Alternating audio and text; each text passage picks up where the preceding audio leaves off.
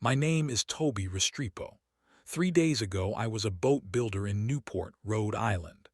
Then the zombie outbreak started. In 72 hours, I watched my hometown fall, my neighbors turn into monsters, and civilization collapse around me.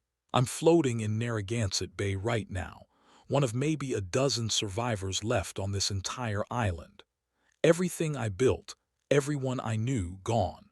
But I'm alive, and I need to tell you exactly how it happened and what kept me breathing when everyone else died. Before we start the video, let us know what country you are tuning in from in the comment section below. Perhaps we will make a story there. Let's begin. My name is Toby Restrepo, and I need to tell you what really happened during those first 72 hours. Not the sanitized version they'll put in the history books, but the truth about how fast everything fell apart. I'm a boat builder, third generation, running Restrepo Marine in Newport, Rhode Island. My grandfather taught me that when you build something to survive the ocean, you build it to last. He had no idea how right he was about survival. Tuesday morning, October 15th, started like any other day at the shipyard. I was working on a 36-foot Catalina sailboat, beautiful vessel with a rotted transom that needed complete rebuilding. The owner, some tech executive from Boston, wanted it ready for weekend sailing. I remember thinking my biggest worry was whether the marine varnish would cure properly in the October humidity. The irony isn't lost on me now. My workshop sits right on the water, perfect view of Narragansett Bay. It's the same building my grandfather started the business in back in 1962 when he came over from Cartagena. He used to tell me stories about building boats during La Violencia in Colombia, how sometimes you needed to know more than just woodworking to stay alive. Those stories seemed like ancient history then. Now I understand every word he meant. The shop is organized exactly how he taught me. Every tool has its place, every piece of hardware sorted and ready. There's an emergency marine radio mounted on the wall, always tuned to Coast Guard frequencies. Next to it hangs his old machete, the one he used to cut through mangrove swamps when he was learning traditional boat building techniques. I kept it there as decoration, a reminder of where we came from. That morning, it was just catching dust and morning sunlight streaming through the workshop windows. My younger brother Miguel works Coast Guard Station Castle Hill, about 15 minutes away. He's been stationed there for 3 years now, ever since he got out of basic training. Good kid, always wanted to serve, always wanted to save people. That morning, he sent me a text around 8:30 complaining about how boring his shift was going to be. Just routine patrols, paperwork, the usual Tuesday stuff that keeps the harbor safe and the tourists happy. Mrs. Henderson stopped by around 9, like she does most mornings. She runs the bait shop 2 doors down from my place, been there longer than anyone can remember. Sweet old lady, probably mid-70s, always wants to chat about the weather and complain about how the summer tourists don't respect the local fishermen. That morning she was worried about her daughter in Providence, said there'd been some kind of disturbance downtown the night before. Nothing serious, she thought, probably just college kids getting rowdy. We talked for maybe 10 minutes about how different things were when we were younger, how people used to look out for each other. Around 10:30, my helper Carlos showed up for work. Carlos Rivera, good man, been working with me for about 2 years. Lives downtown with his wife Maria and their twin girls. He's learning the trade, wants to eventually start his own repair business. Smart guy, quick hands, reliable. That morning he seemed a little distracted, kept checking his phone, said Maria had called about some commotion near their apartment building. Ambulances, police cars, the usual city noise that you learn to ignore when you live downtown. I was deep into sanding the hull repair when the emergency alert started going off. Every phone in the workshop started buzzing and beeping at exactly 11:47. I remember the time because I was waiting for the marine supply delivery that was supposed to arrive at noon. Carlos pulled out his phone first, started reading the alert out loud. Civil emergency, avoid downtown areas, seek shelter immediately. monitor local broadcasts for updates. We looked at each other like it was some kind of mistake. Newport's a quiet place, especially in October after the summer crowds leave.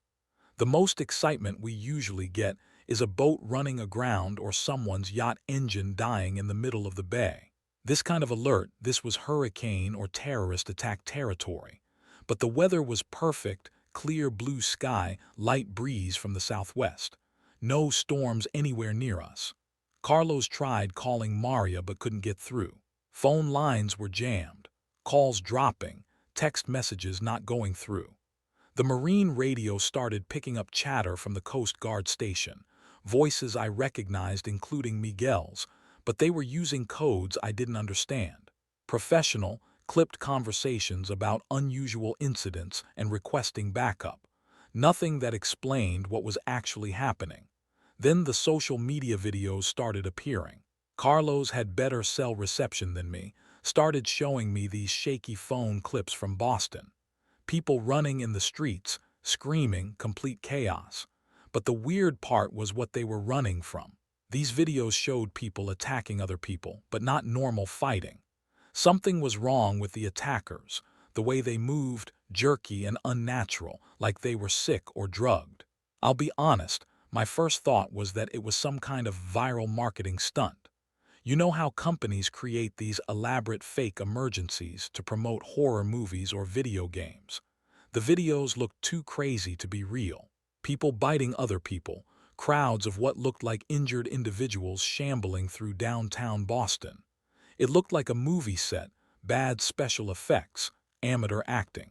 But then more videos started coming from different angles, different phones, different locations. Providence, Worcester, Hartford, all showing the same impossible scenes. And the emergency broadcasts kept getting more urgent, more specific. Avoid contact with injured individuals showing signs of aggression. Do not attempt to render aid to anyone displaying unusual behavior. Report attacks to authorities immediately. Carlos got more and more agitated as the morning went on. He kept trying to reach Maria, kept refreshing his social media feeds, kept asking me if I thought he should drive home to check on his family. I told him to wait, to see if the phones cleared up, to give it an hour and see what developed. Looking back, that might have been the worst advice I ever gave anyone. Around 12:30, the local radio DJ who usually plays classic rock and makes terrible jokes started reading emergency information between songs. He wasn't joking anymore. His voice was tight, professional, reading from what sounded like official statements. Multiple incidents in major metropolitan areas, emergency services responding, avoid travel unless absolutely necessary. Then he played 3 songs in a row without any commentary at all, which for this guy was completely out of character. Carlos couldn't take it anymore. Said he had to go check on Maria and the girls, had to make sure they were safe. I didn't try to stop him. If it were my family, I would have done the same thing. He promised to call as soon as he knew everyone was okay, said he'd probably be back in a couple hours once he confirmed it was all just some kind of misunderstanding or false alarm. I went back to work on the sailboat, but I couldn't concentrate. Kept the radio turned up, kept checking my phone for news updates, kept glancing toward the harbor where more boats than usual seemed to be moving around in the middle of a weekday. The Coast Guard cutter that's usually moored at Castle Hill was out on patrol, which wasn't necessarily unusual, but combined with everything else, it felt significant. Around 2 in the afternoon, Carlos came back. But he wasn't alone, and he wasn't okay. He burst through the workshop door supporting another man I didn't recognize, both of them covered in blood. Carlos had deep bite marks on his left forearm, bleeding through a makeshift bandage made from his torn shirt. His face was pale, eyes wide, hands shaking. The man with him was in worse shape. Older guy, maybe 60, wearing what used to be a business suit. He had chunks of flesh missing from his neck and shoulder, wounds that looked exactly like human bite marks but deeper and more savage than anything I'd ever seen.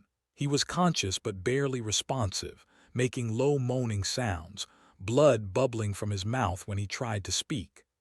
Carlos collapsed against my workbench, breathing hard, trying to explain what had happened. He'd driven downtown to find Maria, found their apartment building surrounded by ambulances and police cars. The whole area was in chaos, people running, screaming, attacking each other in broad daylight. Maria was nowhere to be found. Neighbors said she'd left with the girls hours earlier when the trouble started.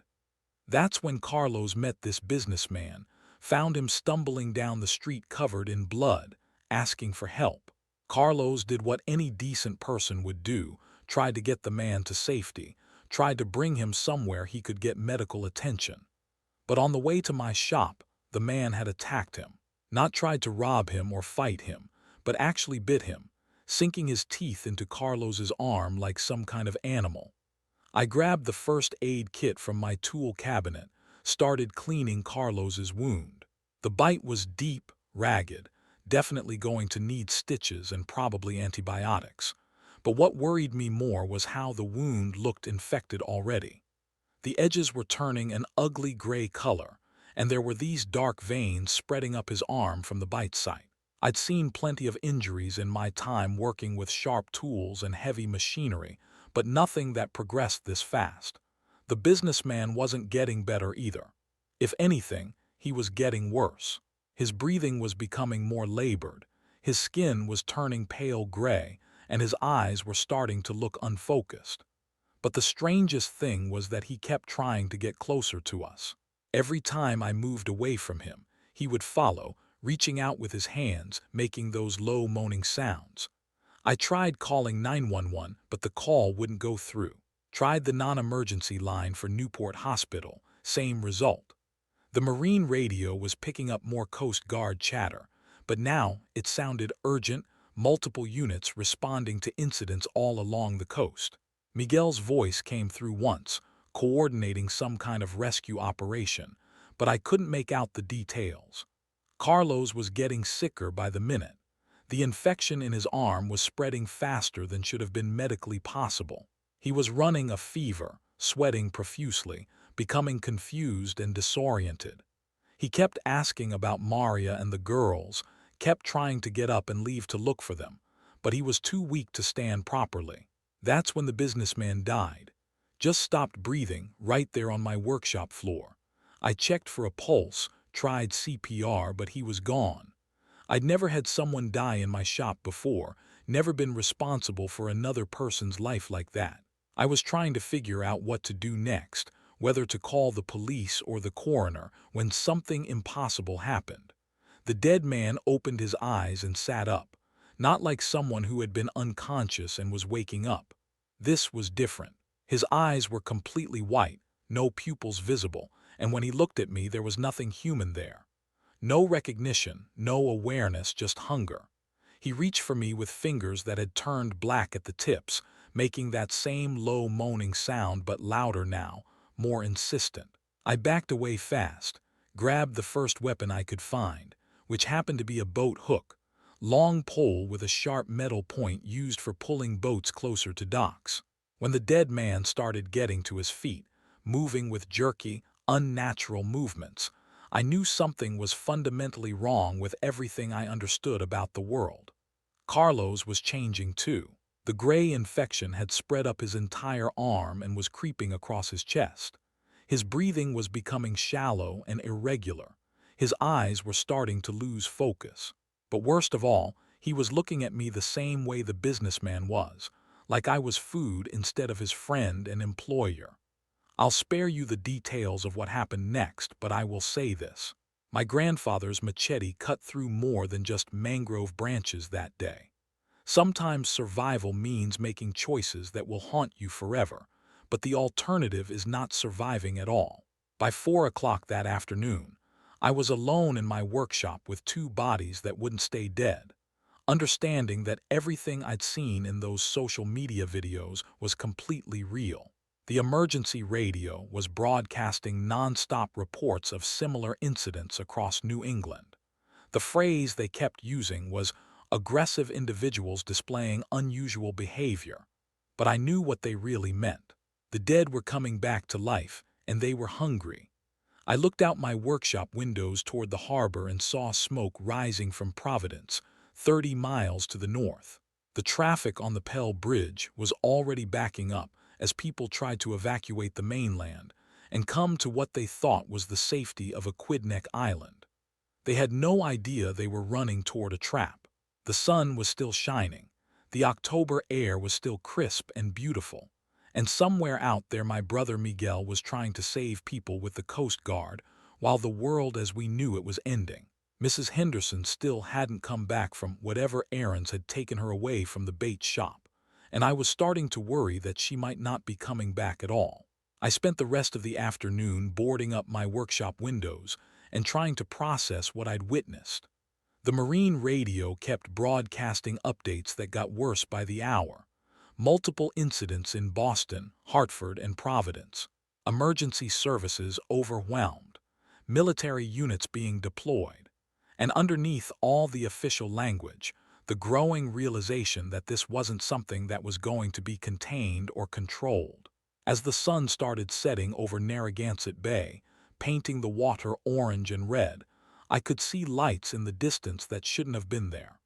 Fires burning in places where there shouldn't have been fires. And for the first time since my grandfather died, I found myself really examining that machete on my workshop wall, wondering if the old man had known something about survival that he'd never fully explained. The first day was ending, but I already knew that by the time this was over, nothing would ever be the same again. By 5 o'clock that Tuesday evening, the Pell Bridge connecting Newport to the mainland looked like a parking lot. From my workshop windows, I could see the line of cars stretching back toward the Rhode Island mainland, bumper-to-bumper traffic of people fleeing whatever was happening in Providence and the other cities. The irony was painful to watch. All those people thought they were escaping to safety on Aquidneck Island. But what they were really doing was trapping themselves on a piece of land surrounded by water with limited ways off. I'd been monitoring the marine radio constantly since Carlos and that businessman had died and come back in my shop. The Coast Guard frequencies were alive with activity, more traffic than I'd ever heard outside of a major storm or maritime disaster. Ships were being repositioned, rescue operations were being coordinated, and there were constant requests for backup that weren't being filled. The professional calm that usually characterized Coast Guard communications was starting to crack around the edges. Miguel's voice came through the radio around 5:30, coordinating with other units about evacuating people from the mainland harbors. He sounded tired but professional, still trying to do his job even as the world was falling apart around him. Part of me wanted to break radio protocol and try to contact him directly, but I knew better than to interfere with emergency operations. The Coast Guard needed clear frequencies more than I needed to talk to my brother. The local news was finally starting to catch up with what was actually happening. The afternoon television broadcasts had moved beyond vague references to civil unrest and were starting to use words like outbreak and infection. The governor held a press conference at 4:30, announcing a state of emergency and urging people to stay in their homes unless absolutely necessary. He looked scared, reading from prepared statements with the kind of careful language that politicians use when they're trying not to cause panic while delivering terrifying news. But the most unsettling thing was watching the harbor itself. Newport Harbor is usually busy during the day with fishing boats, pleasure craft, and the occasional Coast Guard patrol, but Tuesday evening looked like the biggest regatta in history. Boats were everywhere coming from the mainland harbors, loaded down with people and supplies. Some were proper evacuation vessels, organized and purposeful, but others were clearly panic departures. Overloaded pleasure boats sitting dangerously low in the water, families on jet skis carrying backpacks and crying children, anything that would float being pressed into service. The marina fuel dock turned into a battlefield by 6 o'clock. Boat owners who hadn't thought to fuel up before leaving the mainland were fighting over the pumps, arguing about who had been there first, offering cash for priority service. Harbor Master Johnson was trying to maintain order, But one man trying to coordinate dozens of desperate boat owners was like trying to direct traffic during an earthquake. That's when I saw Mrs. Henderson for the first time since our morning chat. She was walking down the main dock toward the marina, but something was wrong with the way she moved. That steady, purposeful stride I'd known for years was replaced with an awkward shuffle. Her white hair was disheveled, her clothes were torn, and even from a distance I could see dark stains on her blouse that looked like dried blood.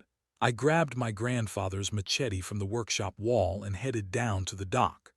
Mrs. Henderson had always been kind to me, always treated me like family, and if she was hurt or in trouble, I wasn't going to watch from my workshop window. But as I got closer, I realized that whatever was wrong with her was more serious than I'd thought. Her face was pale gray, the same color I'd seen on Carlos and the businessman before they died. Her eyes were unfocused, staring straight ahead but not seeming to see anything. And when she turned toward me, drawn by the sound of my footsteps on the wooden dock, I saw that her mouth was stained with blood that wasn't her own. Mrs. Henderson had become one of them. She moved toward me with that same jerky, unnatural gait I'd witnessed in my shop.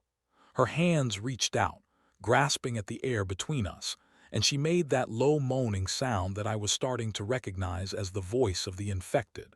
There was nothing left of the sweet old woman who had worried about her daughter that morning. Whatever process had changed Carlos, and the businessman had taken Mrs. Henderson too. I won't describe what I had to do next, but I will say that my grandfather's machete was well maintained and sharp.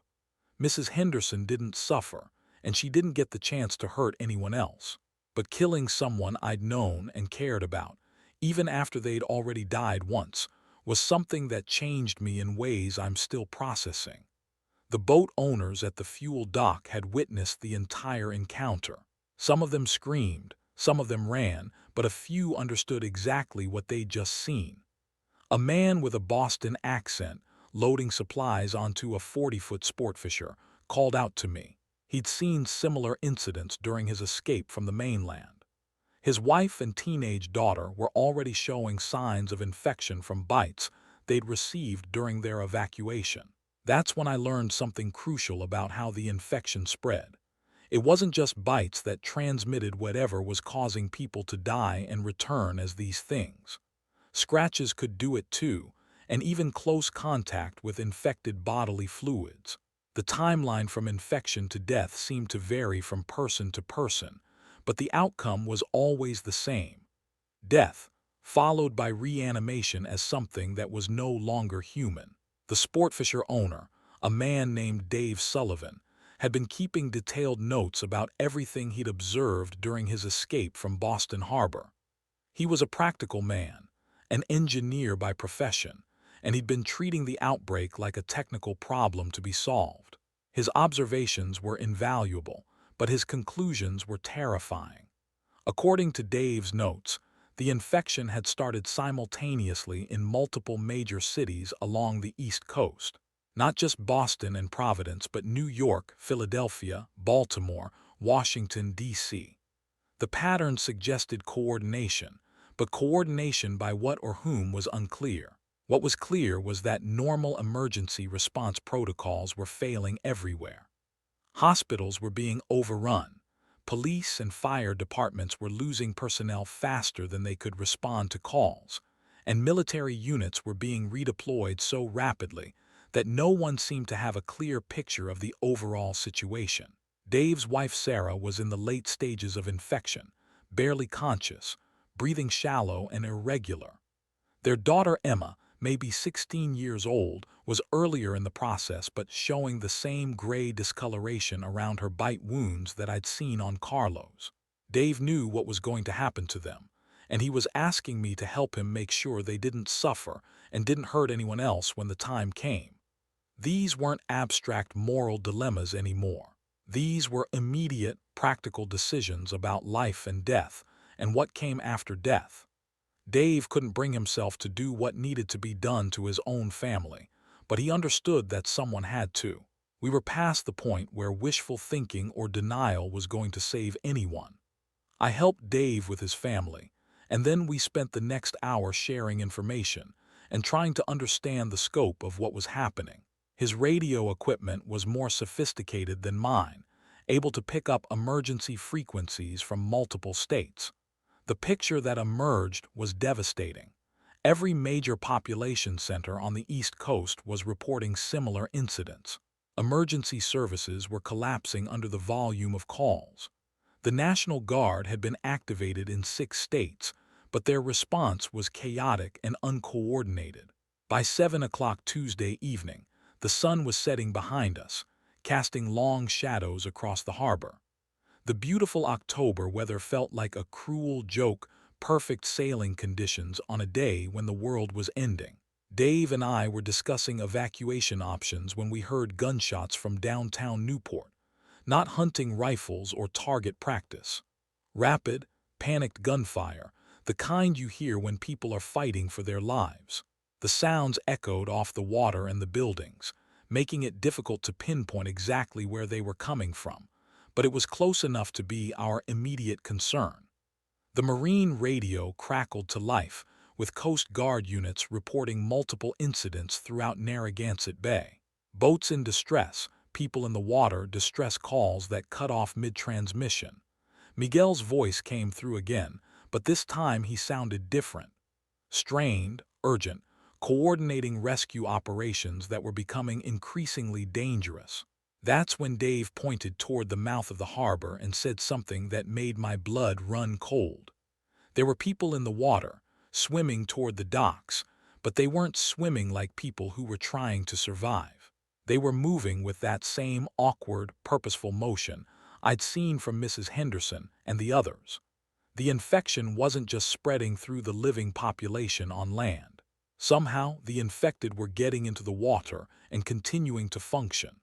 I'd grown up around Narragansett Bay, spent my entire life understanding its currents and tides and temperatures. October water in New England is cold enough to kill an unprotected person in minutes. But these things in the water weren't being affected by temperature or exhaustion or the basic limitations of human physiology. They were just moving toward the nearest concentration of living people, which happened to be the marina where Dave and I were standing. We moved quickly to warn the other boat owners, but panic was already spreading faster than information. Someone had seen the swimmers approaching and started shooting at them with a hunting rifle. Others were cutting their dock lines and heading for open water without proper preparation or navigation equipment. The organized evacuation that might have saved lives was turning into a chaotic rout that was going to get people killed. Dave made a decision that probably saved both our lives. He invited me aboard his sportfisher, pointing out that my small workshop boat wasn't equipped for extended time on the water, while his vessel had sleeping quarters, a galley, navigation equipment, and enough fuel to reach safer waters. In exchange, I would provide local knowledge of the bay and its hazards, plus my practical skills for repairs and maintenance. We spent the next hour loading essential supplies and preparing for departure. Dave had planned well, bringing food, water, medical supplies, tools, and weapons. But he'd never navigated Narragansett Bay, especially not at night, and without local knowledge he could easily run aground on one of the many shoals and rocks that make these waters dangerous for inexperienced boaters. As we prepared to leave, more infected were emerging from the water at various points around the marina. Not just the swimmers we'd first spotted, but others who had apparently walked along the bottom of the harbor and climbed up pier pilings and dock ladders.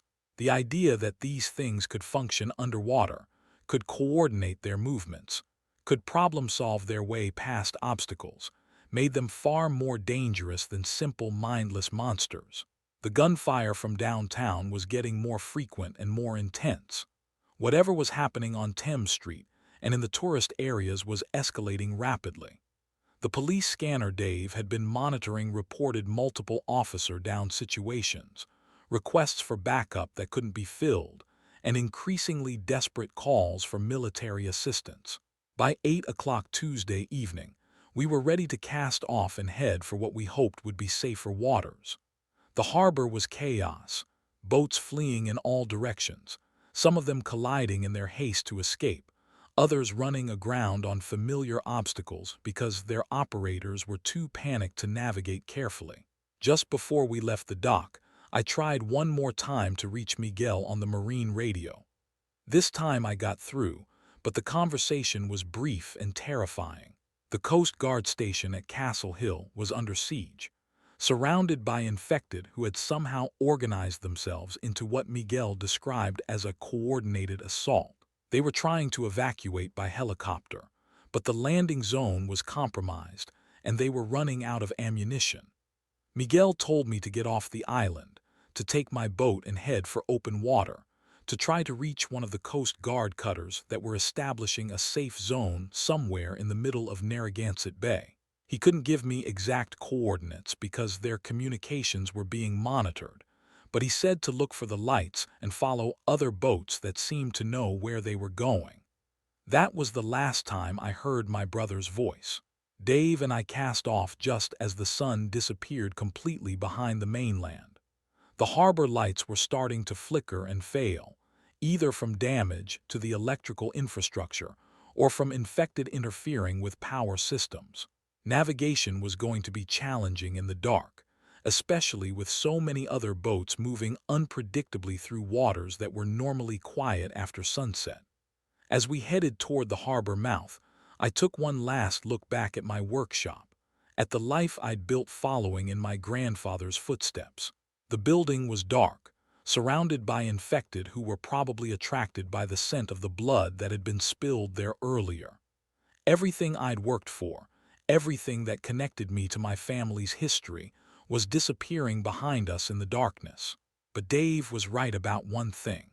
His boat was well-equipped and seaworthy, and my knowledge of local waters was already proving valuable as we navigated between other fleeing vessels and avoided the shoals that could hole an unfamiliar boat's hull.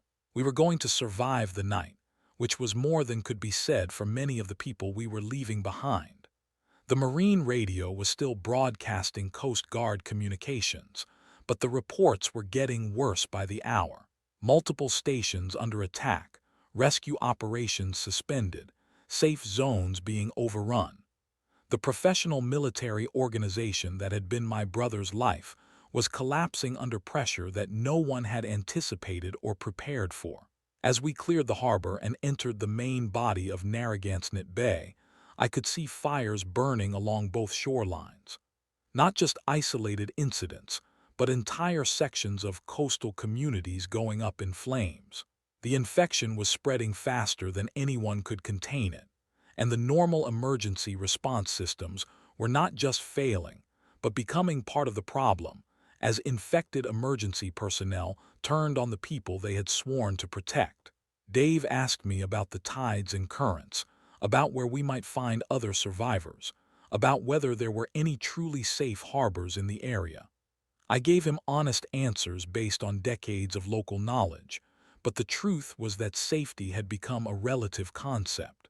We were safer than the people on shore, safer than the people in smaller boats, safer than the people who had no boats at all. But we weren't truly safe, because nowhere was truly safe anymore. The first night of the outbreak was just beginning, and already it was clear that the world we'd known that morning was never coming back. We spent Tuesday night anchored in the middle of Narragansett Bay, far enough from shore to avoid the infected but close enough to monitor the radio traffic and watch the coastline burn. Dave had night vision binoculars, military-grade equipment he'd acquired through his engineering work with defense contractors. What we saw through those lenses was like watching civilization collapse in real time. The shoreline communities that had been quiet residential areas that morning were now war zones. We could see groups of infected moving through the streets in what looked like coordinated patterns, not the random shambling you'd expect from mindless creatures.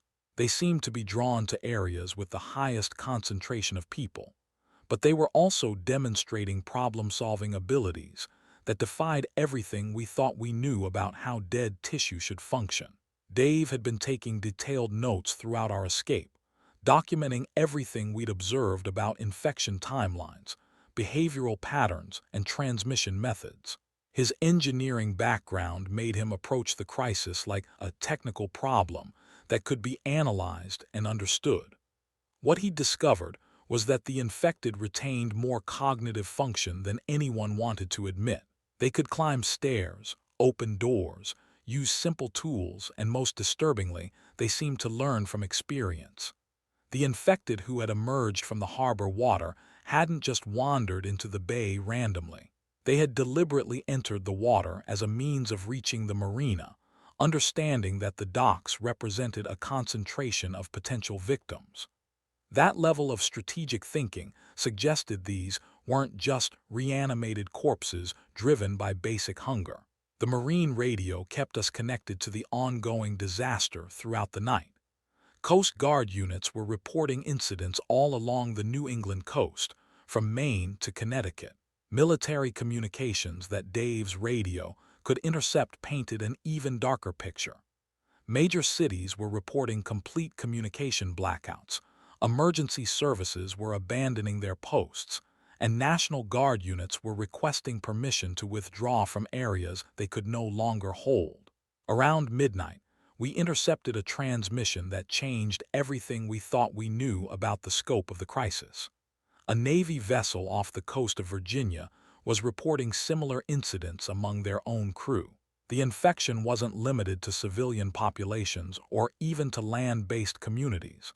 It was spreading through military units, Coast Guard stations, and even ships at sea. The implications were staggering. If the military couldn't maintain operational integrity, if their own personnel were becoming infected and turning against their fellow service members, then there was no organized force capable of responding to the crisis. Every institution we'd relied on for emergency response was compromised from within. The infected weren't just external enemies to be fought off. They were former allies, former protectors, former neighbors who retained enough intelligence to use their knowledge against the living. Dave's radio also picked up civilian communications, ham radio operators and private boat owners trying to coordinate their own survival efforts. The information we gathered painted a consistent picture across multiple states.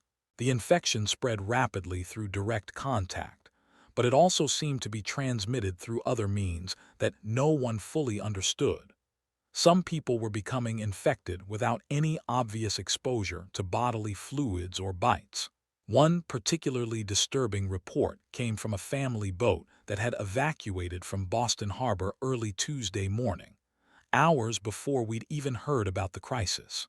They'd had no contact with infected individuals, had followed all the safety protocols being broadcast by emergency services, but the father was now showing symptoms of infection.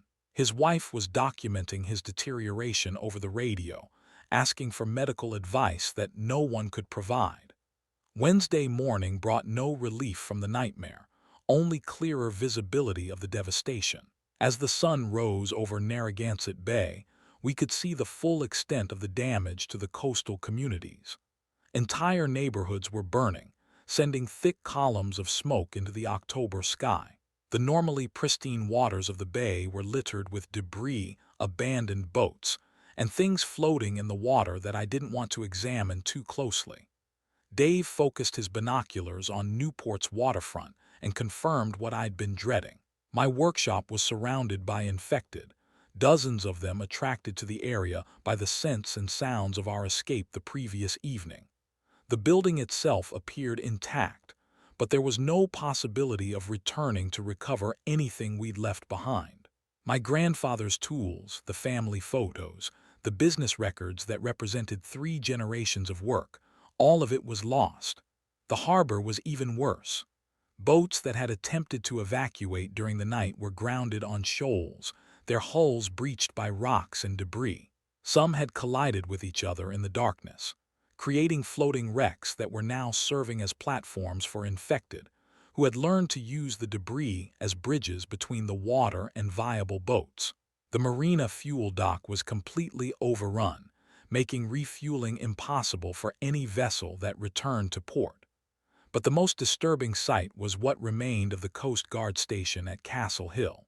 Dave's binoculars revealed that the facility was still standing, but there were no signs of human activity.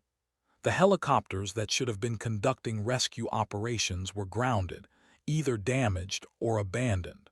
The radio antennas were still intact, but there had been no transmissions from the station since Miguel's last desperate communication the previous evening. I spent Wednesday morning trying to process the reality that my brother was almost certainly dead. Miguel had dedicated his life to saving people, and now he was gone, probably killed by the very people he'd sworn to protect. The Coast Guard station that should have been coordinating rescue operations had become another casualty of the outbreak. There would be no military rescue, no organized evacuation, no return to the normal world we'd known just 24 hours earlier. Dave was monitoring multiple radio frequencies, trying to piece together information about safe zones or evacuation centers. What he found was that every official safe zone that had been established was either overrun or abandoned. Schools that had been designated as emergency shelters were now surrounded by infected. Hospitals that should have been treating the injured had become infection sources themselves as medical personnel turned on their patients. The pattern was consistent everywhere. Any location that concentrated large numbers of people became a target for the infected, who seemed drawn to areas with the highest population density. Traditional emergency response strategies that relied on gathering people together for protection and coordination were actually making the situation worse by creating easily accessible feeding grounds for the infected. Around 10 o'clock Wednesday morning, we encountered our first other survivor boat since leaving the marina. A 30-foot sailboat approached us from the east, flying a white towel as a flag of truce. The boat contained a family of 4, parents in their 40s and 2 teenage children. They'd sailed from Martha's Vineyard during the night, fleeing an infection outbreak that had started in the tourist areas and spread rapidly through the island communities. The father, a man named Robert Chen, was a retired Navy officer who had been monitoring military communications throughout the night. His information confirmed our worst fears about the scope of the crisis. The infection had reached military installations throughout New England, compromising the command structure and making coordinated response impossible.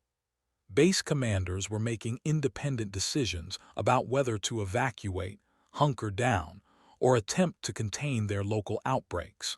Robert's family had witnessed the initial stages of the outbreak on Martha's Vineyard, and their observations matched what we'd experienced in Newport.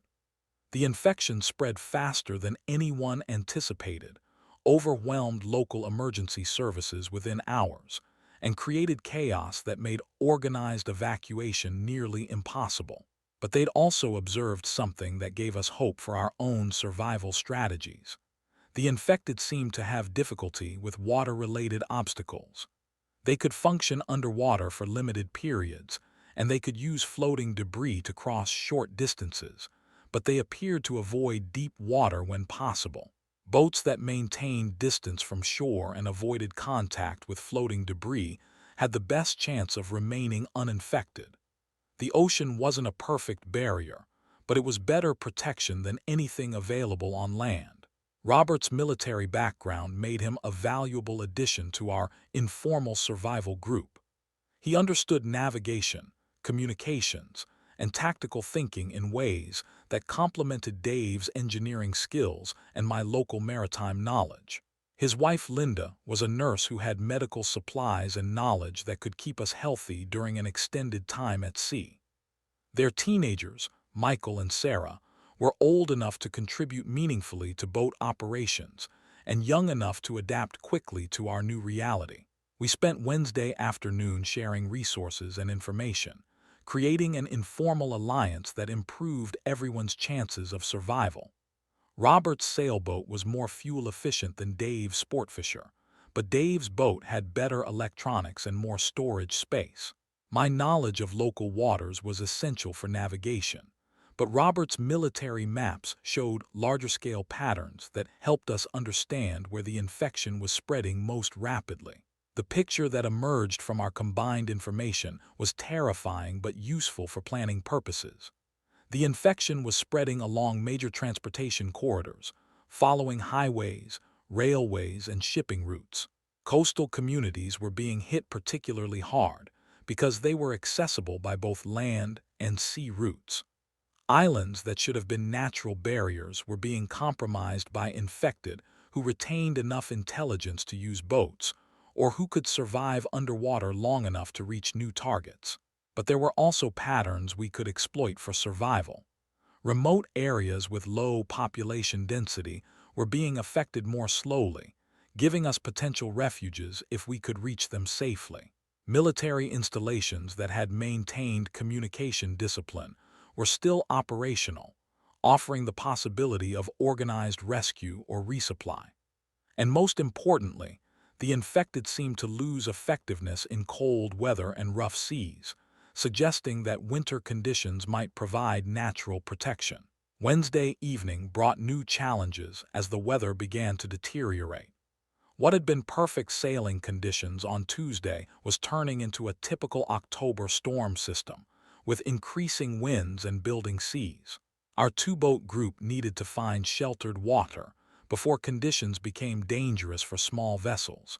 But every potential harbor was either overrun with infected or too damaged to provide safe anchorage.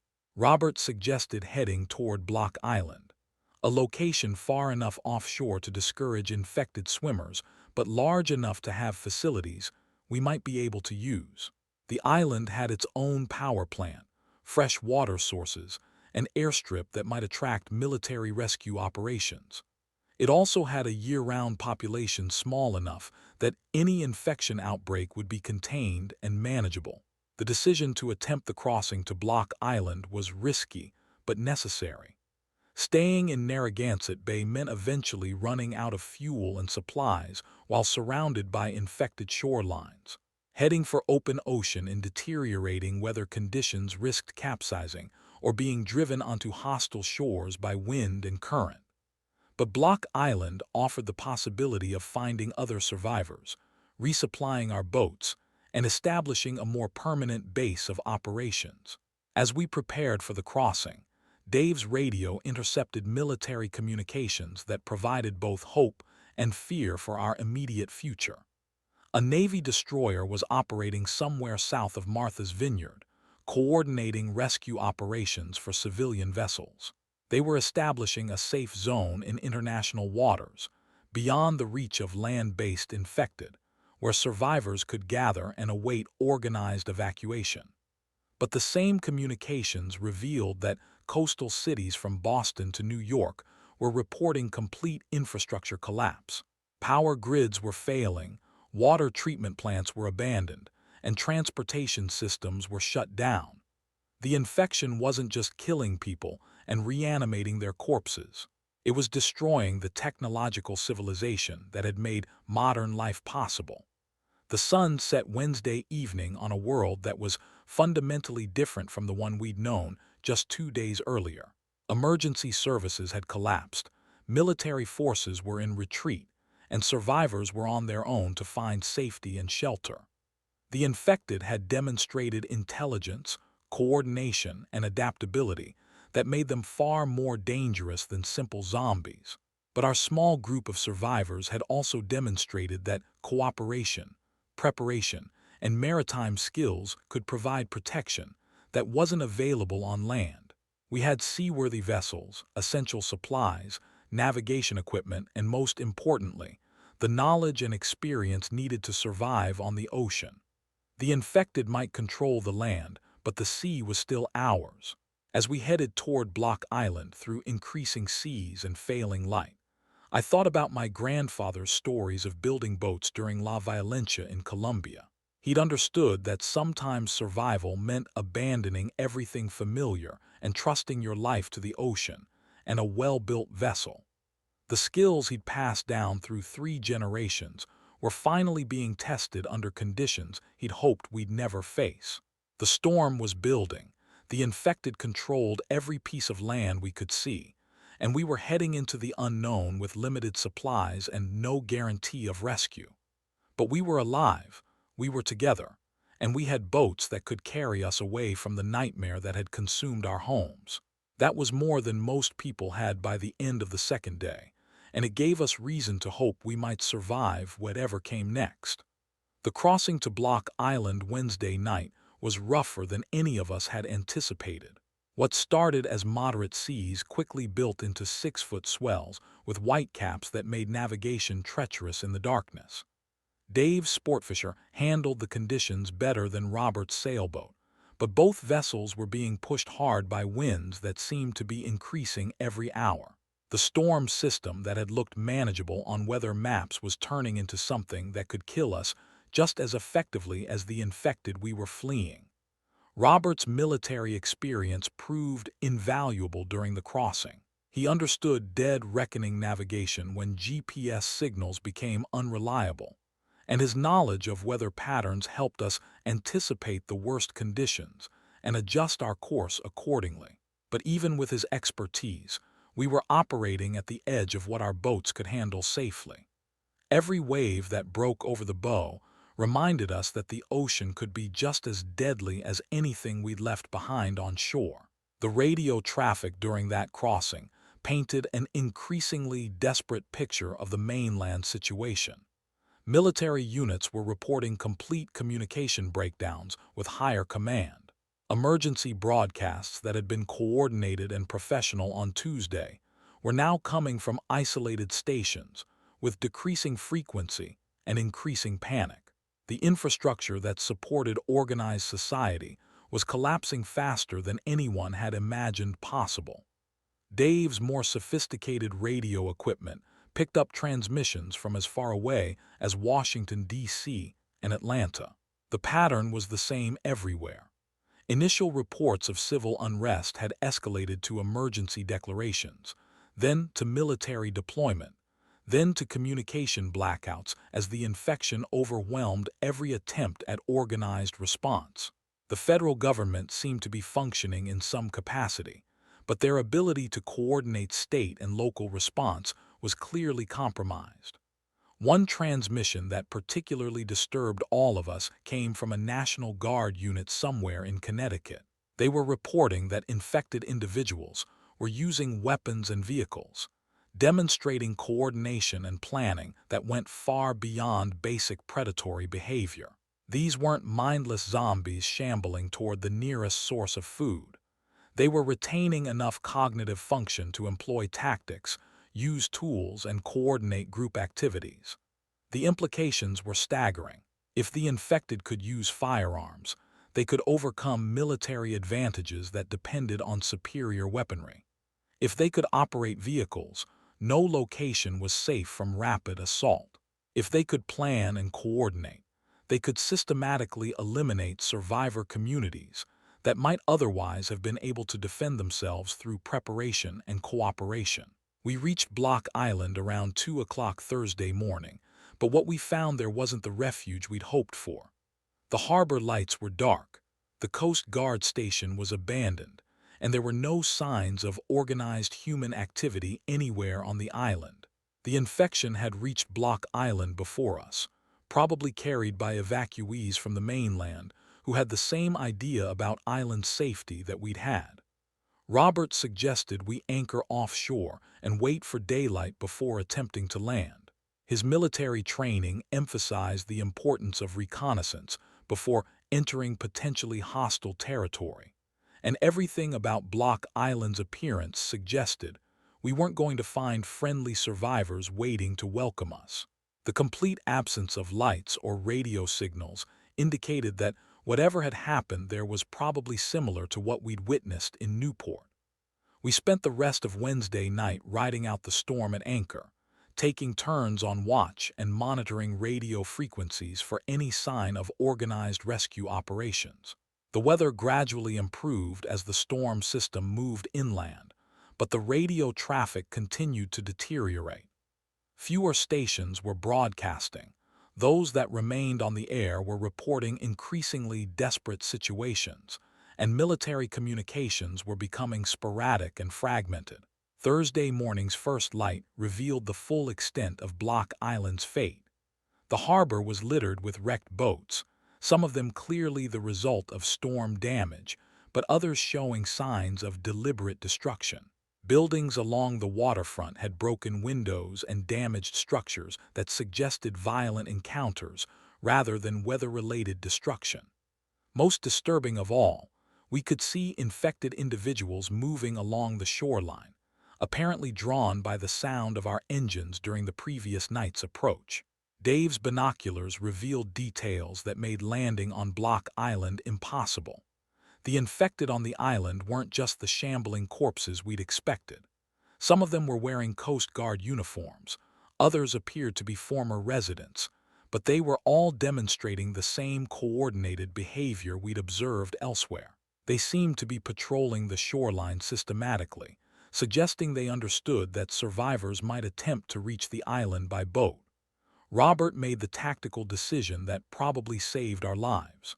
Instead of attempting to land and search for supplies or other survivors, we would bypass Block Island entirely and continue toward the Navy destroyer that military communications had mentioned.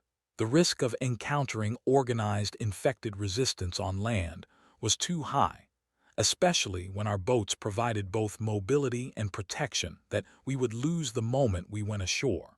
The decision meant committing to open ocean navigation with limited fuel and supplies, but it also meant avoiding the trap that Block Island had become.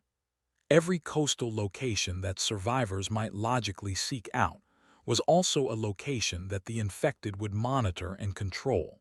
Islands, harbors, Coast Guard stations, and other obvious refuges were becoming killing grounds rather than safe havens.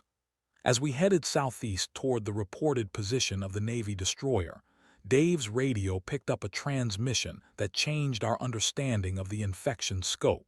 A ham radio operator in North Carolina was reporting that the outbreak had reached the southern states, but with different characteristics than what we'd observed in New England. The infection seemed to be adapting to local conditions, spreading faster in urban areas but showing different behavioral patterns in rural communities. The operator's information suggested that the infection wasn't a single phenomenon, but rather something that could modify its approach based on environmental factors. In cities, the infected demonstrated the coordinated group behavior we'd witnessed. In rural areas, they seemed to be more solitary but also more intelligent, using stealth and ambush tactics rather than direct assault. The infection was learning, adapting, evolving in real time. Thursday afternoon brought our first contact with other survivor groups since leaving the Chen family. A convoy of 3 boats approached from the northeast, flying improvised distress signals and broadcasting on emergency frequencies. Their leader was a commercial fishing captain named Maria Santos, who had evacuated her crew and their families from Point Judith when the infection reached the fishing fleet. Maria's information was both encouraging and terrifying. She'd successfully evacuated 37 people using 3 fishing vessels, demonstrating that organized group survival was possible with proper leadership and preparation. But she'd also witnessed the infection spreading through her own community with devastating speed, turning neighbors and family members into enemies within hours of initial contact. The fishing fleet had advantages that our smaller group lacked. Their vessels were built for extended time at sea, had large fuel capacities, and carried equipment for harvesting food from the ocean. Maria's crew included experienced mariners who understood navigation, weather, and boat maintenance. But they also represented a larger group that would be more difficult to coordinate and more attractive to infected, who seemed drawn to areas with higher concentrations of living people. Maria shared intelligence about the Navy destroyer's location and status. The vessel was indeed establishing a safe zone about 50 miles southeast of Martha's Vineyard, but it was also being overwhelmed by the number of survivor boats seeking protection. The destroyer's crew was screening potential refugees carefully, turning away anyone showing signs of infection, and limiting the number of people they could safely accommodate. More troubling was Maria's report that some survivor groups were turning predatory, using superior firepower or numbers to steal supplies and boats from weaker groups. The breakdown of civil authority wasn't just creating opportunities for the infected to spread. It was also eliminating the social structures that prevented desperate people from victimizing other survivors.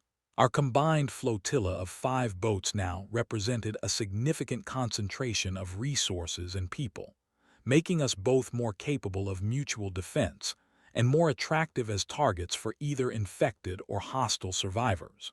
Robert's military background made him the logical choice for tactical coordination, while Maria's experience with large crews made her valuable for managing the practical aspects of keeping multiple boats supplied and operational. Thursday evening brought news that fundamentally changed our long-term survival prospects. Dave's radio intercepted a military communication indicating that the federal government was implementing something called Operation Lifeline, a plan to establish permanent safe zones on offshore platforms and islands that could be defended against infected assault. But the same communication revealed that vast areas of the continental United States were being written off as unsalvageable.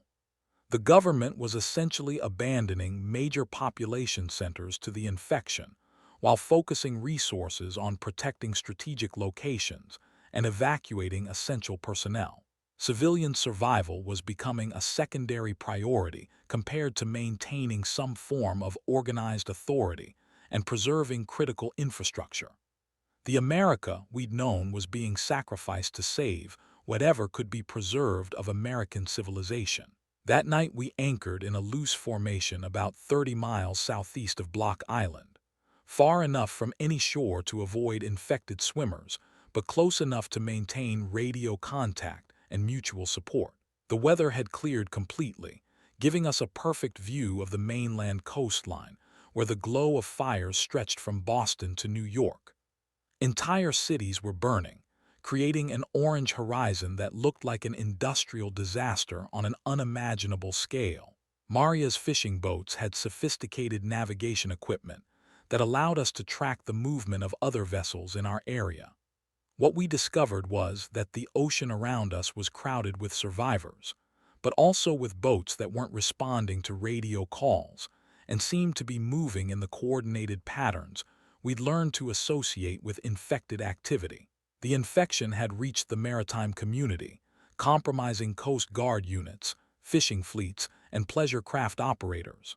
The realization that we couldn't trust other boats fundamentally changed our approach to survival. Every vessel we encountered might contain desperate survivors seeking help, hostile humans seeking to steal our resources, or infected individuals who retained enough intelligence to operate marine equipment. Visual identification wasn't sufficient to determine intent, and radio communication could be deceptive or compromised. Robert implemented military-style protocols for approaching unknown vessels, maintaining distance until their status could be confirmed, requiring visual proof of non-infected status before allowing close contact, and keeping weapons ready for immediate use. The cooperation and trust that had characterized our initial survivor group was necessarily limited when dealing with unknown quantities. Friday morning brought our first direct encounter with an infected boat crew. A Coast Guard patrol vessel approached our flotilla broadcasting standard rescue communications, but something about their radio procedure seemed wrong to Robert's trained ear. When the vessel came close enough for visual inspection, Dave's binoculars revealed that the crew members were showing the gray skin discoloration and jerky movements we'd learned to associate with infection. The infected Coast Guard crew demonstrated tactical thinking that was genuinely frightening. They attempted to use their authority and official status to convince our boats to allow them alongside, presumably for boarding and infection of our crews. When that failed, they tried to ram Maria's largest fishing vessel, apparently understanding that disabling our boats would leave us vulnerable to infection. Only Robert's quick thinking and military training prevented what could have been a catastrophic encounter. The engagement with the infected Coast Guard vessel taught us that our enemies weren't just mindless predators but intelligent adversaries who could use deception, technology, and tactical knowledge against us. They retained enough human cognitive function to operate complex equipment and understand the psychology of potential victims. Fighting them required military-level planning and coordination, not just basic self-defense. After driving off the infected patrol vessel, our flotilla faced a critical decision about our next move. The Navy destroyer that had been our destination was now reported to be full and turning away additional survivors. Other reported safe zones were either overrun or had stopped responding to radio communications. We were essentially on our own, in an ocean that was becoming increasingly dangerous as more infected boats appeared and hostile survivor groups competed for limited resources. Maria suggested that our best option was to head for the offshore fishing grounds she knew well, areas far enough from shore to discourage infected swimmers, but rich enough in marine life to support extended survival at sea. Her crews had the knowledge and equipment to harvest food from the ocean, while our smaller boats provided mobility and tactical flexibility. It was a plan that played to our collective strengths while minimizing our exposure to the various threats that were making coastal areas uninhabitable. The decision to commit to life at sea rather than seeking land-based refuge was difficult but logical. Every report we'd received indicated that shoreline communities were either overrun by infected or controlled by hostile survivor groups. Islands that should have provided natural protection were becoming traps. Military installations that should have offered security were being abandoned or compromised from within. But the ocean, despite its own dangers, still offered advantages that no land-based location could match. Infected individuals had demonstrated limited ability to function in deep water.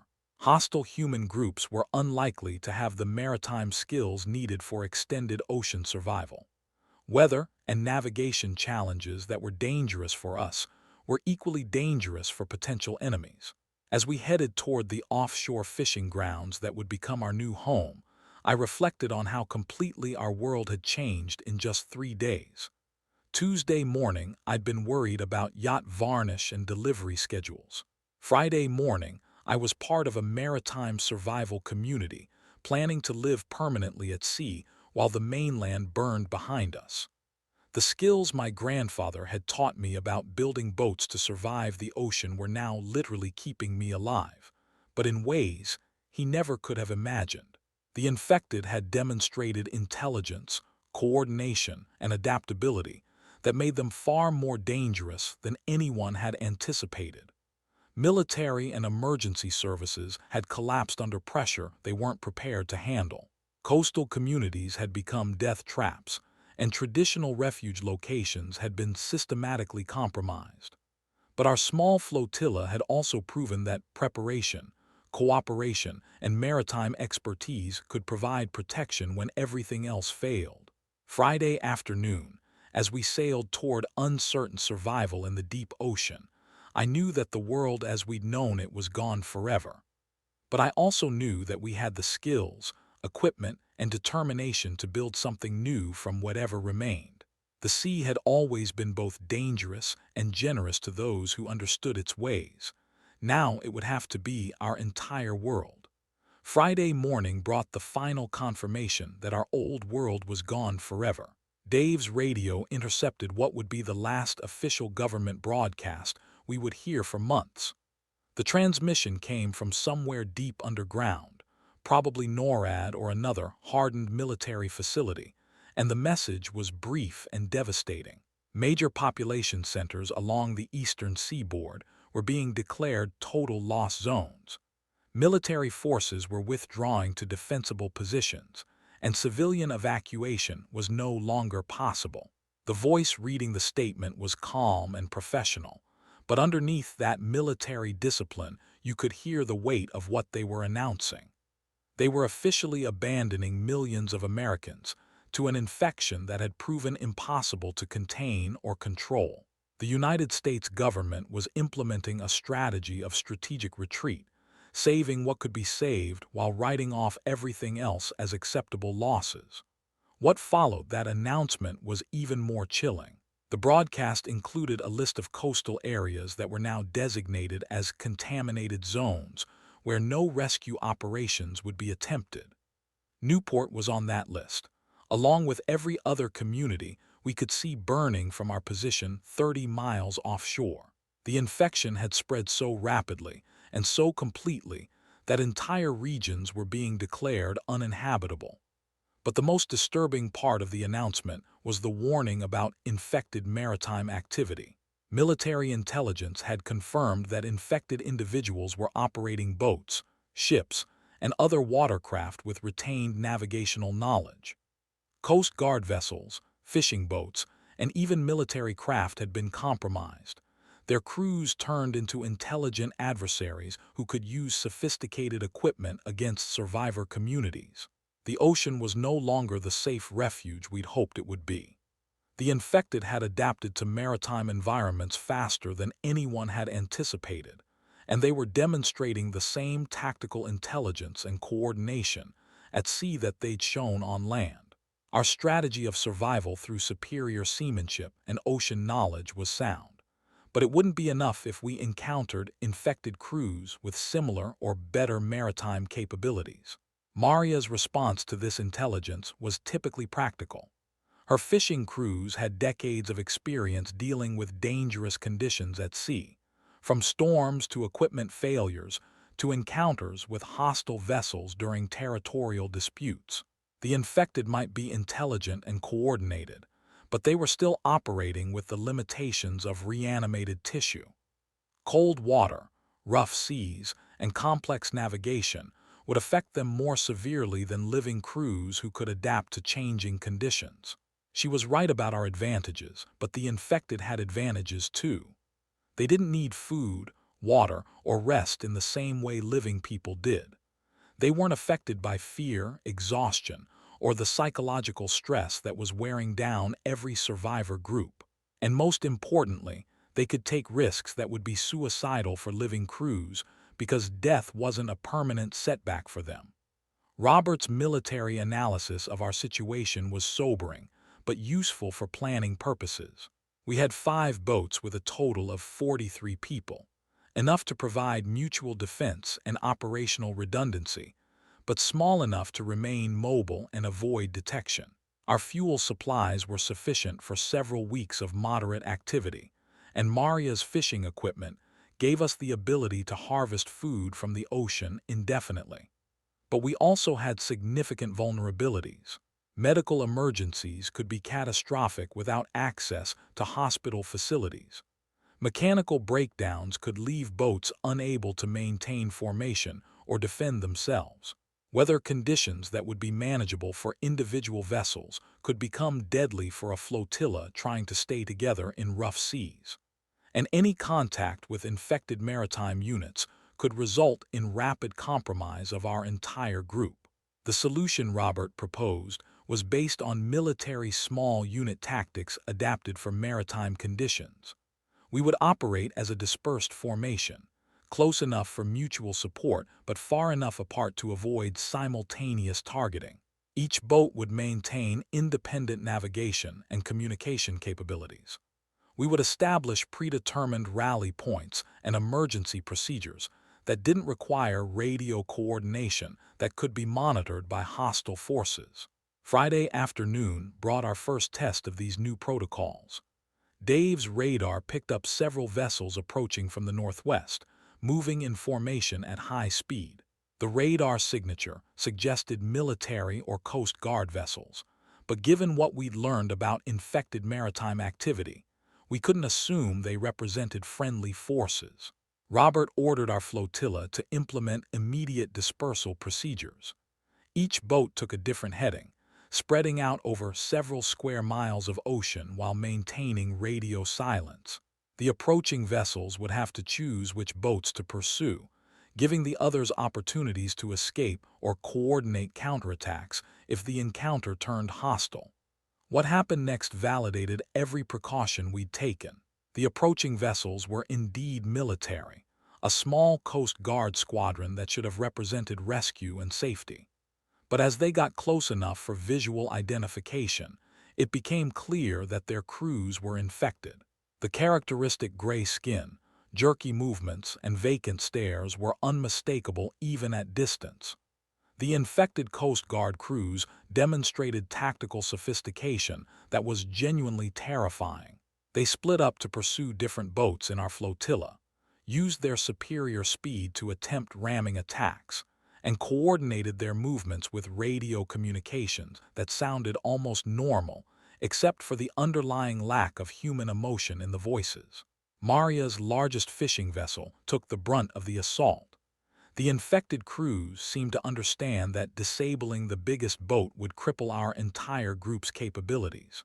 They focused their attacks on her engines and steering, trying to leave her dead in the water where she could be boarded and her crew infected.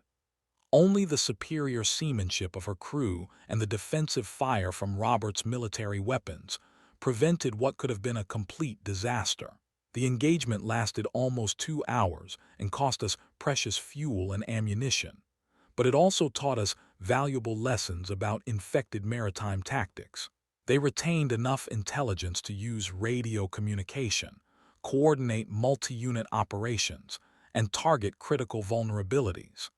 But they also showed limitations in adaptability and creative problem-solving that living crews could exploit. After driving off the infected Coast Guard squadron, our flotilla regrouped to assess damage and plan our next moves. Maria's boat had suffered engine damage that reduced her speed and fuel efficiency. Two of our smaller boats had minor hull damage from attempted ramming. Most seriously, we'd expended a significant portion of our ammunition reserves, leaving us vulnerable to future encounters. The incident forced us to confront the reality that we couldn't indefinitely avoid contact with infected maritime units. The ocean was becoming as dangerous as the land, filled with compromised vessels whose crews retained enough knowledge to operate sophisticated equipment. Our survival would depend on superior tactics, better seamanship, and the advantages that living crews had over reanimated ones. Saturday morning brought news that changed our understanding of the infection's ultimate scope. Dave's radio picked up international broadcasts, indicating that the outbreak had spread beyond North America. Reports were coming in from Europe, Asia, and Australia, describing similar incidents, with the same patterns of rapid spread and infrastructure collapse. This wasn't a regional disaster that could be contained or escaped by relocating to unaffected areas. The infection was global, spreading faster than international travel patterns should have allowed, suggesting either coordinated release or some transmission method that bypassed normal biological vectors. Every continent was reporting the same progression: initial incidents, emergency response, military deployment, communication breakdown, and eventual abandonment of major population centers. Even more disturbing were reports from naval vessels in international waters. Warships from multiple nations were reporting infected crew members, suggesting that the infection could spread through naval units that had been at sea for weeks before the outbreak began.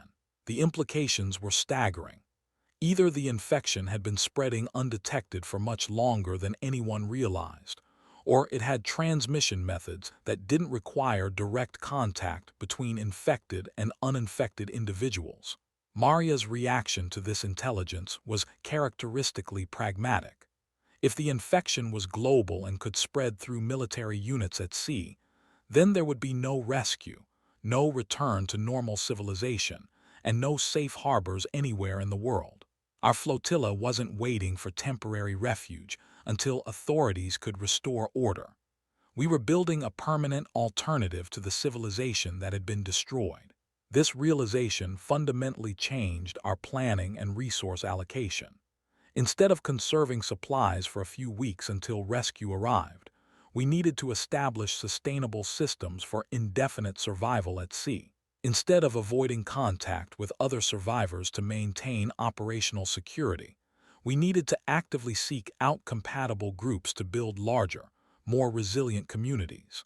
Robert's military background provided frameworks for this kind of long-term planning. Military units deployed in hostile territory had developed systems for supply, communication, and governance that could function independently of higher authority. Our flotilla could adapt these proven methods for maritime survival, creating a floating community that could grow and evolve as we encountered other survivor groups.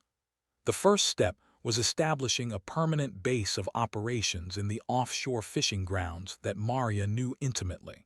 These areas were far enough from shore to discourage infected swimmers, rich enough in marine life to support food harvesting, and isolated enough to avoid detection by hostile forces.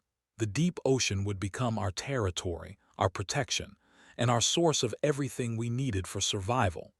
Saturday afternoon, we reached the fishing grounds that would become our new home. The area Maria had chosen was perfect for our needs. Deep water that discouraged infected approach, steady currents that brought nutrients and fish, and weather patterns that experienced mariners could predict and prepare for. Most importantly, it was far enough from any shipping lanes or coastal areas to provide the isolation we needed for long-term security. Setting up our permanent anchorage required skills and knowledge that combined all our different backgrounds. Dave's engineering expertise was essential for creating floating platforms and storage systems. Robert's military training provided security protocols and organizational structure. Maria's fishing experience guided food production and boat maintenance procedures. My boat-building knowledge became crucial for repairs, modifications, and eventually expanding our fleet. The process of establishing our floating community took several days and revealed both the advantages and challenges of permanent life at sea. We had access to unlimited fish and other marine protein, fresh water through distillation systems, and complete protection from land-based infected. But we also faced constant exposure to weather, limited storage space for supplies, and the psychological challenges of confinement in small spaces with the same people indefinitely. By Sunday morning, exactly 1 week after the first emergency alerts had interrupted my work on that sailboat restoration, we had created something unprecedented, a functioning community that existed entirely on the ocean, independent of any land-based infrastructure or authority. 43 people living on 5 boats, harvesting food from the sea, maintaining their vessels through cooperative labor, and governing themselves through consensus and shared expertise.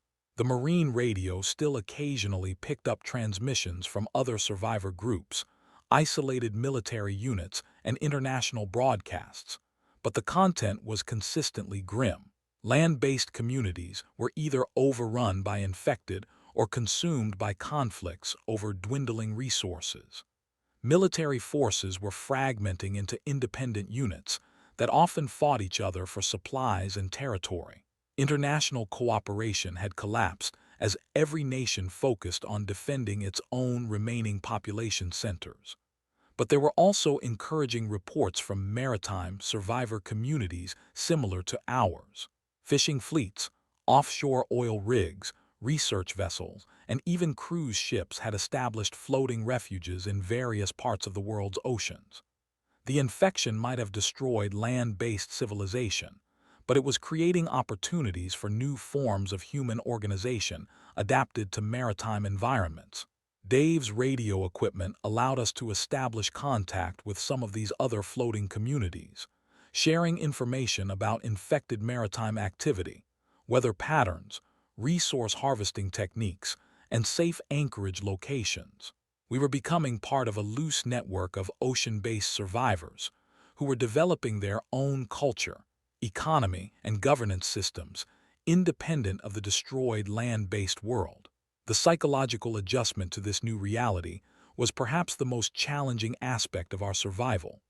Everyone in our flotilla had lost family members, friends, homes, careers, and every familiar aspect of their previous lives. The grieving process was complicated by the constant demands of survival and the knowledge that there would never be any return to the world we'd known. But there was also a strange sense of liberation in realizing that we were free from every social obligation, legal restriction, and economic constraint that had defined our previous lives. We were creating new rules, new relationships, and new purposes based entirely on what was necessary for survival and what contributed to our community's well-being. My own role in this new world drew heavily on the skills my grandfather had taught me, but applied in ways he never could have imagined. Building and maintaining boats was no longer a business, but a matter of life and death for our entire community. The traditional techniques he'd learned in Colombia for working with limited materials and improvised tools were perfectly suited to our resource-constrained environment.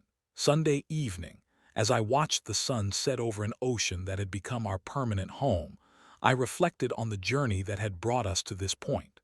7 days earlier, I'd been worried about marine varnish and delivery schedules.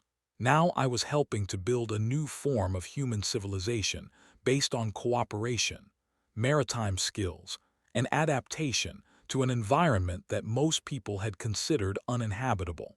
The infected still controlled the land, still threatened any survivor community that tried to establish permanent settlements on shore, and still demonstrated the intelligence and coordination that had made them impossible to defeat through conventional military methods.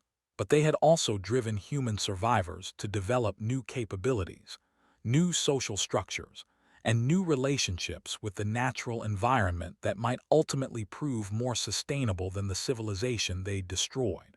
The final radio transmission I want to share with you came Sunday night from a ham radio operator somewhere in the Pacific Northwest. His message was brief, but captured something essential about what we'd all learned during those first 72 hours. He said that the old world was gone, that there was no going back to what we'd lost, but that survivors were proving every day that humans could adapt to conditions that seemed impossible. Our floating community represents one answer to the challenge of survival in a world dominated by intelligent, coordinated infected. We're not the only answer, and we're probably not the best answer for every group of survivors. But we've proven that maritime skills, cooperative labor, and careful planning can create sustainable alternatives to land-based civilization. The ocean that my grandfather taught me to respect and understand has become our salvation, our protection, and our home. The boats we built to survive storms and rough seas are now protecting us from an enemy that destroyed every other form of human organization. The skills that seemed outdated and irrelevant in our technological world have become the foundation for survival in a world where technology alone wasn't enough. 7 days changed everything, but they also revealed that humans are far more adaptable and resilient than we usually realize. The civilization we lost was built by people who overcame seemingly impossible challenges. The civilization we're building will be created by people who are overcoming challenges that our ancestors never faced. And somewhere in that continuity, in that persistent human capacity to survive and adapt and create new forms of community, there's reason for hope.